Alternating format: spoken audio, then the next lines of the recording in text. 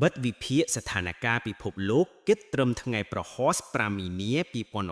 2026ពិភពលោកឆ្នាំ2026កំពុងចូលទៅក្នុងដំណាក់កាលតានតឹងខ្ពស់ជាបន្តបន្ទាប់ព្រោះមានចំណុចផ្ទុះច្រើនកន្លែងកើតឡើងពេលតែមួយហើយចំណុចទាំងនេះសុទ្ធតែពាក់ព័ន្ធនឹងអំណាចធំសម្ព័ន្ធមិត្តនិងគ្រាប់បែកយុទ្ធសាស្ត្រ Energy Shipping និង Nuclear 1. ហេតុអ្វីបានជាពិភពលោកមើលទៅជិតសង្គ្រាមជាងមុន ក. សង្គ្រាមអឺរ៉ុបមិនទាន់ចប់រុស្ស៊ីនៅតែវាយប្រហារយ៉ាងធំលើអ៊ុយក្រែនដោយផ្ដោតលើហេដ្ឋារចនាសម្ព័ន្ធថាមពលនិងដឹកជញ្ជូននិងមានហានិភ័យលេចធ្លាយទៅតំបន់ជិត NATO ខ. មជ្ឈិមបូព៌ាកំពុងពង្រីកសង្គ្រាមការវាយប្រហាររួមសហរដ្ឋអាមេរិកអ៊ីស្រាអែលលើអ៊ីរ៉ង់រួមទាំងការអះអាងថាមេដឹកនាំកំពូលអ៊ីរ៉ង់ត្រូវសម្លាប់បានបង្កើតជាសម័យកាលថ្មីដែលអាចនាំទៅការឆ្លើយតបជាច្រើនមុខមីស៊ីល drone និងវាយលើមូលដ្ឋានទ័ពនិងសម្ព័ន្ធមិត្តគោសមុទ្រនិងសេដ្ឋកិច្ចពិភពលោកคล้ายជាសមរភូមិ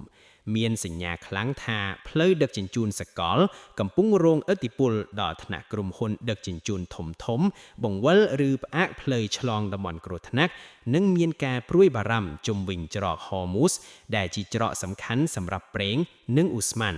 ខអាស៊ីប៉ាស៊ីហ្វិកប្រកួតប្រជែងអំណាចកាន់តែតឹងតែង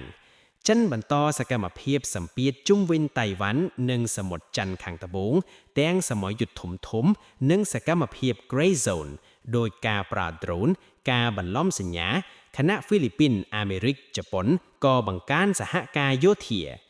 ងកត្តានុយក្លេអ៊ែរនិងសវត្ថិភាពស្ថានីយ៍អាតូមការប្រយុទ្ធនៃចិត្តហេដ្ឋារចនាសម្ព័ន្ធអាតូមឧទាហរណ៍សាប៉ូរីហ្សានិងការព្រួញប្រអាលឬវោហារសាស្ត្រនុយក្លេអ៊ែរធ្វើឲ្យការតានតឹងឡើងកម្រិតគ្រោះថ្នាក់ខ្ពស់ទោះមិនមានន័យថានឹងប្រើនុយក្លេអ៊ែរភ្លាមក៏ដោយ 2. តើអាចកើតមានសង្គ្រាមលោកលើកទី3ដែរទេអាចតែមិនមែនជារឿងជៀសមិនរួចនិងមិនមែនជារឿងកើតងាយការនិយាយ WW3 ជាធម្មតាមានន័យថាសង្គ្រាមពហុតំបន់ដែលអំណាចធំចូលរួមផ្ទាល់ឧទាហរណ៍អាមេរិក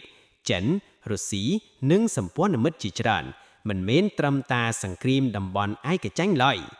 ហេតុអ្វីហានិភ័យឡើងខ្ពស់នៅឆ្នាំ2026សម្ព័ន្ធមិត្តនិងការទាញចូលគ្នាពេលចំនួនប៉ះពាល់ដល់ប្រទេសសម្ព័ន្ធមិត្តឬប៉ះពាល់ផលប្រយោជន៍ស្នូលមូលដ្ឋានទ័ពអាកាសចរច្រកសមុទ្រវាអាចបង្ខំឲ្យប្រទេសធំត្រូវឆ្លើយតបដើម្បីរក្សាកេរជាឬការទប់ស្កាត់ deterrence ឧទាហរណ៍ការលាតសន្ធរជុំវិញ Hormuz និងការរំខានដឹកជញ្ជូនកំពុងបង្កសម្ពាធសេដ្ឋកិច្ចយោធាជាក់ស្ដែងហានិភ័យគ្រោះថ្នាក់ដោយចៃដន្យឬការយល់ច្រឡំ drone មីស៊ីលនិងការបន្លំសញ្ញានិងសង្គ្រាមអេឡិចត្រូនិកអាចបង្កឲ្យភាគីណាមួយយល់ថាត្រីគេវាយប្រហារដោយចេតនានិងឆ្លើយតបលឿនជាងការពិតសង្គ្រាមច្រើនតំបន់កែពេលតែមួយ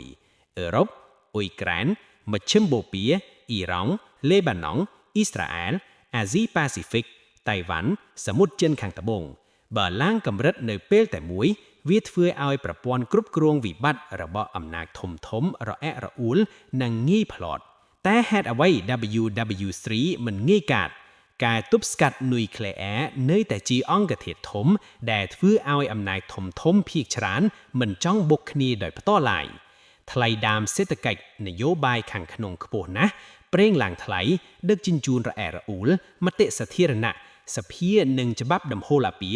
ដែលជាហេតុធ្វើឲ្យមេដឹកនាំជាច្រើនត្រូវគិតពីច្រកចេញមិនមែនតែឈ្នះនោះទេ 3. អ្វីខ្លះជាសញ្ញាថា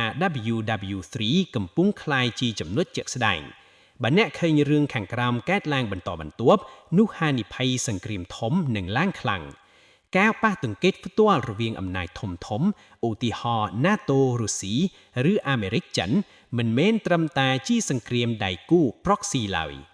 ការបិទឬបំផ្លាញច្រកសមុទ្រសំខាន់ឲ្យរាំងស្ទះយូរអង្វែងនិងការវាយលើហេដ្ឋារចនាថាមពលជាប្រព័ន្ធការលើកកម្រិតនុយក្លេអ៊ែរដាក់សមត្ថភាពលើ alert បង្ហាញសកម្មភាពយុទ្ធសាស្ត្រជាក់ស្ដែងនិងការខូចខាតឬគ្រោះថ្នាក់ជិតស្ថានីយ៍អាតូមសេចក្តីសន្និដ្ឋាន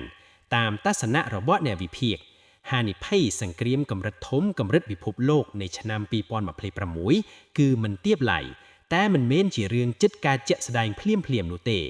អ្វីដែលចិត្តការជាងគេនោះគឺសង្គ្រាមតំបន់ពង្រីកនិងវិបត្តិសេដ្ឋកិច្ចសកលធម្មពលដឹកជញ្ជូនធានារ៉ាប់រងនិងសន្តិសុខភាពសមុទ្រដែលអាចប៉ះពាល់ដល់ប្រទេសតូចៗជាខ្លាំងបើអ្នកចាំងខ្ញុំអាចធ្វើសេណារីយ៉ូ3បែបអាក្រក់មធ្យមនិងល្អសម្រាប់6ទៅ12ខែខាងមុខនិងបង្ហាញថាតើចំណុចណាបំផុតបង្ក WW3 និងចំណុចណាដែលអាចទប់ស្កាត់បានដោយសង្ខេបងាយយល់